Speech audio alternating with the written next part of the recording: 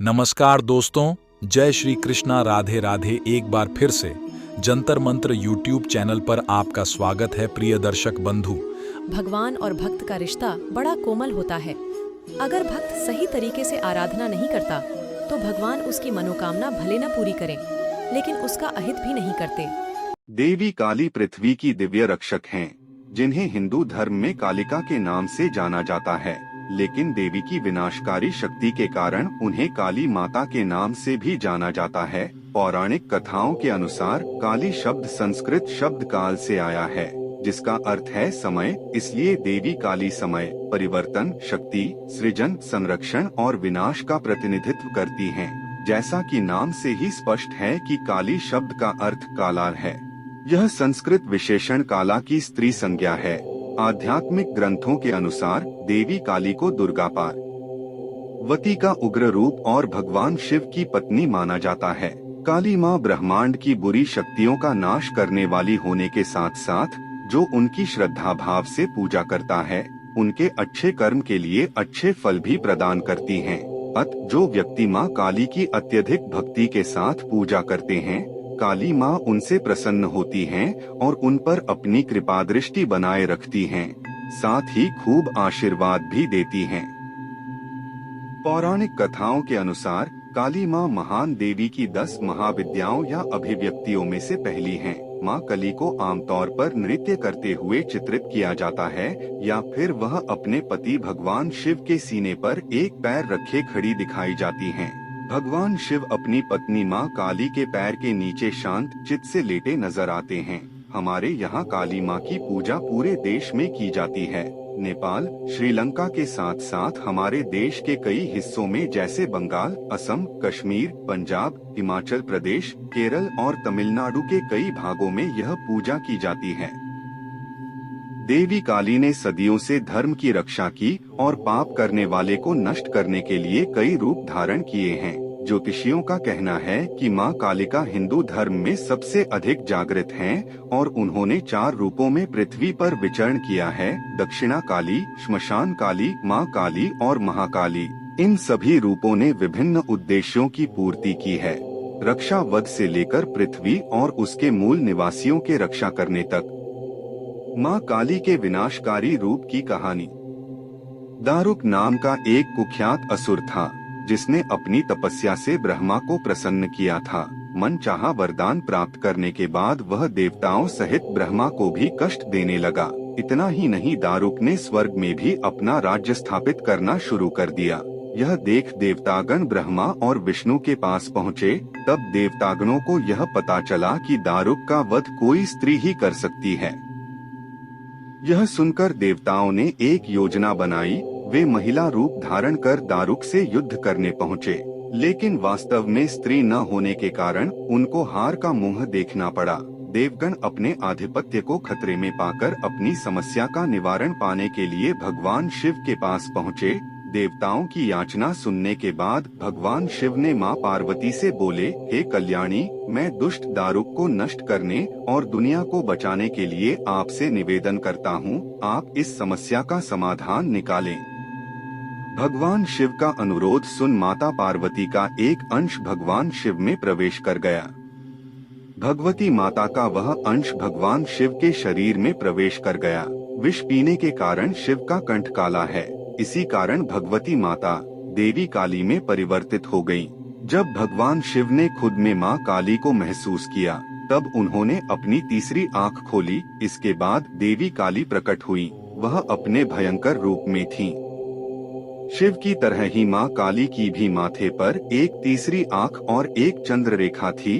कंठ पर विष का चिन्ह था और अपने हाथ में त्रिशूल धारण किए हुए थीं। माँ काली के प्रचंड रूप को देखकर देवता तक घबराकर भागने लगे। माँ काली की केवल गुंजन से ही दारुक सहित समस्त असुर सेना जलकर राख हो गई। फिर भी काली की उग्रता समाप्त नहीं हुई। माँ काली का क्रोध बढ़ता गया और उन्होंने समूची दुनिया को जलाना शुरू कर दिया। संसार को क्रोध से बचाने के लिए शिव बालक का रूप धारण कर काली के सामने प्रकट हो गए। जब माँ काली ने उस बालक शिरूपी को देखा तो वह उस रूप पर मोहित हो गईं। उन्होंने शिव के बाल रूप को अपने गले से लगाया और उसे अपना स्तनपान कराने लगी।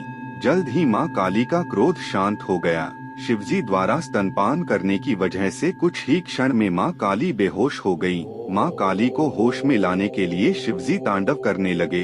जब माँ काली होश में आई तो उन्होंने शिव को तांडव करते हुए देखा। शिव के साथ साथ वह भी तांडव करने लगी। उनके इसी रूप की वजह से उन्हें योगिनी भी कहा जाता है। देवी काली के दो रूप। हिंदू धर्म में देवी काली को मुख्य तौर पर दो रूपों में चित्रित किया गया है और उसी रूप को पूजा जाता है। पहला 4 भुजाओं वाला रूप है, दूसरा 10 भुजाओं वाला रूप है, जिसे महाकाली के नाम से भी जाना जाता है। इन दोनों रूपों में अलग अलग अर्थ निहित हैं। आइए इस संदर्भ में हम विस्तार से जानते हैं। 4 भुजाओं वाला रूप। भारतीय कला 4 भुजाओं वाली काली को काले या नीले रंग में चित्रित करती है। काली की आंखें लाल रंग की हैं, जो क्रोध को दर्शाती हैं। उनके बाल बिखरे हुए दिखाई देते हैं। छोटे छोटे नुकीले दांत कभी कभी उनके मुंह से बाहर निकल आते हैं और उनकी जीभ लटकी हुई होती है। माँ काली के इंसान के कटे हाथों से बनी वस्त्र धारण करती हैं और गले में खोपड़ी की एक माला पहने होती हैं। माँ काली का चतुर्भुज रूप शांत था। उसके चारों हाथों में अलग अलग वस्तुएं हैं, क्रमश एक में तलवार, एक में त्रिशूल त्रिदंत, एक में कटा हुआ सिर और एक में खून से भरी प्याली।